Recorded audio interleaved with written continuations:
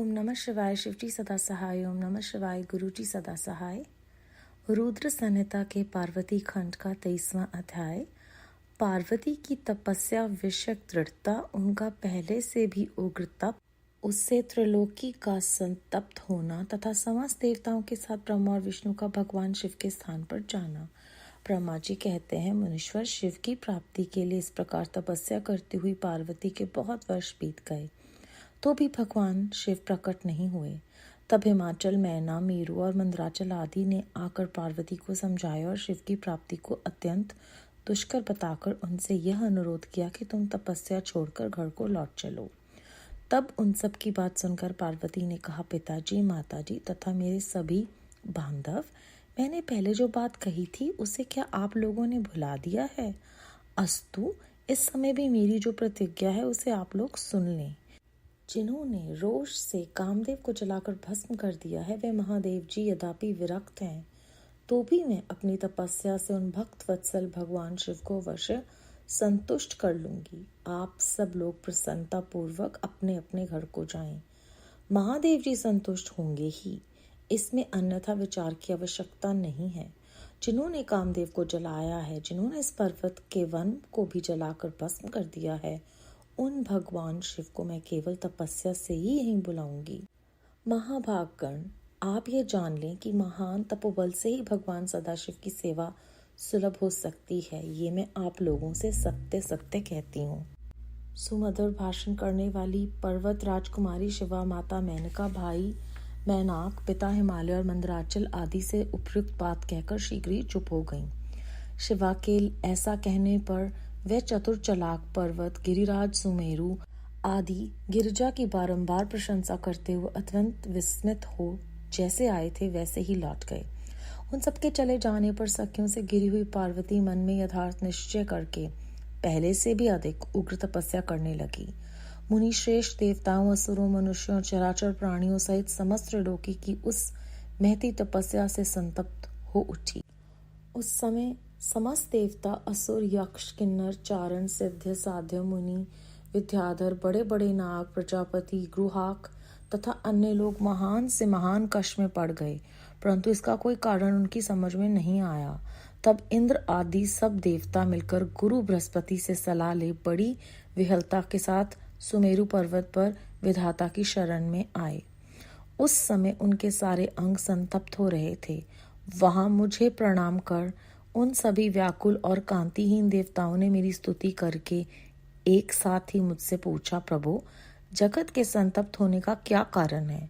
उनका यह प्रश्न सुनकर मन ही मन शिव का स्मरण करके विचार पूर्वक मैंने सब कुछ जान लिया। इस समय विश्व में जो दाह उत्पन्न हो गया है, वे गिरिजा की तपस्या का फल है। ये जानकर मैं उन सबके साथ शीघ्र ही क्षीर सागर को गया। वहां जाने का उद्देश्य भगवान विष्णु से सब कुछ बताना था। वहां पहुंचकर देखा भगवान श्री हरि सुखद आसन पर विराजमान हैं। देवताओं के साथ मैंने हाथ जोड़कर प्रणाम पूर्वक उनकी स्तुति की और कहा, महाविष्णु, तपस्या में लगी हुई पार्वती के परम उग्र तप से संतप्त हो हम सब लोग आपकी शरण में आए हैं। आप हमें बचाइए, बचाइए। हम सब देवताओं की यह बात सुनकर शेष शैया पर बैठे हुए भगवान लक्ष्मीपति हमसे बोले। श्री विष्णु ने कहा, देवताओं, मैंने आज पार्वती जी की तपस्या का सारा कारण जान लिया है, अतः तुम लोगों के साथ अब परमेश्वर शिव के समीप चलता हूँ। हम सब लोग मिलकर यह प्रार्थना करेंगे कि वे गिरिजा को ब्याह कर अपने यहाँ ले आवें। अमरो, इस समय समस्त संसार के कल्याण के लिए भगवान शिव से शिवा के परिग्रहण के लिए अनुरोध करना है। देवादिदेव पिनाकधारी भगवान शिव शिवा को वर देने के लिए जैसे भी वहीं उनके आश्रम पर जाएं, इस समय हम वैसा ही प्रयत्न करेंगे। अतः परम मंगल में महाप्रभु रुद्र जहां उग्र तपस्या में लगे हुए हैं, वहीं हम सब लोग चलें। भगवान विष्णु की यह बात सुनकर समस्त देवता आदि हठी, क्रोधी और जलाने के लिए उद्यत रहने वाले प्रलयंकर रुद्र से अत्यंत भयभीत हो बोले। देवताओं ने कहा, भगवान, जो महाभयंकर कालाग्नि के समान दीप्तिमान और भयानक नेत्रों से युक्त हैं, उन रोष भरे महाप्रभु रुद्र के पास हम लोग नहीं जा सकेंगे, क्योंकि जैसे पहले उन्होंने कुपित हो दुर्जय काम को भी जला दिया था, उसी प्रकार वे हमें भी दग्ध कर डालेंगे, इसमें संशय नहीं है। मुनि इंद्रादि देवताओं की बात सुनकर लक्ष्मीपति श्रीहरि ने उन सबको सांत्वना देते हुए कहा। श्रीहरि बोले, हे देवताओं, तुम सब लोग प्रेम और आदर के साथ मेरी बात सुनो। भगवान शिव देवताओं के स्वामी तथा उनके भय का नाश करने वाले हैं। वे तुम्हें नहीं दग्ध करेंगे। तुम सब लोग बड़े चतुर हो, अतः तुम्हें शंभु को कल्याणकारी मानकर हमारे साथ सबके उत्तम प्रभु उन महादेव जी की शरण में चलना चाहिए। भगवान शिव पुराण पुरुष, सर्वेश्वर, वर्णीय, तत्प्रात्पर, तपस्वी और परमात्म स्वरूप हैं, अतः हमें उनकी शरण में अवश्य चलना चाहिए। प्रभावशाली विष्णु के ऐसा कहने पर सब देवता उनके साथ पिनाक पानी शिव का दर्शन करने के लिए गए। मार्ग में पार्वती का आश्रम पहले पड़ता था, अतः उन गिरिजा नंदिनी की तपस्या देखने के लिए विष्णु आदि सब देवता कौतूहल पूर्वक उनके आश्रम पर गए। पार्वती के श्रेष्ठ तप को देखकर सब देवता उनके उत्तम तेज से व्याप्त हो गए। उन्होंने तपस्या में लगी हुई उन तेजोमयी जगदम्बा को नमस्कार किया और साक्षात सिद्धा स्वरूपा शिवा देवी के तप की भूरी भूरी प्रशंसा करते हुए वे सब देवता उस स्थान पर गए जहाँ भगवान वृषध्वज विराजमान थे। उन्हें वहां पहुंचकर सब देवताओं ने पहले तुम्हें उनके पास भेजा और स्वयं वे मदन दहनकारी भगवान हर्ष से दूर ही खड़े रहे।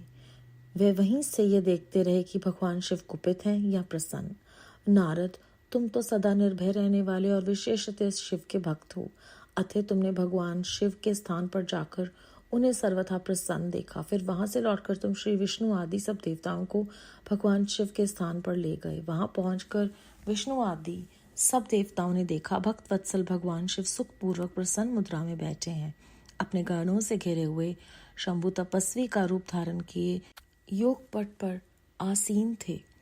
उन परमेश्वर रूपी शिव का दर्शन करके मेरे सहित श्री विष्णु तथा अन्य देवताओं, सिद्धों और मुनीश्वरों ने उन्हें प्रणाम करके वेदों और उपनिषदों के सूत्रों द्वारा उनका सत्वन किया।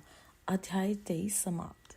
इस अध्याय में हमने जाना कि जब शिवा देवी के तप करने पर भी शिव जी प्रसन्न नहीं हुए तो उनके माता पिता ने उन्हें समझाने का प्रयास किया कि वह इस तपस्या को छोड़कर पुनः घर वापस आ जाएं। तब शिवा देवी ने उन्हें समझाया कि भगवान शिव जो हैं वो भक्त वत्सल हैं और वह अपनी तपस्या से उन्हें निश्चय ही संतुष्ट कर लेंगी।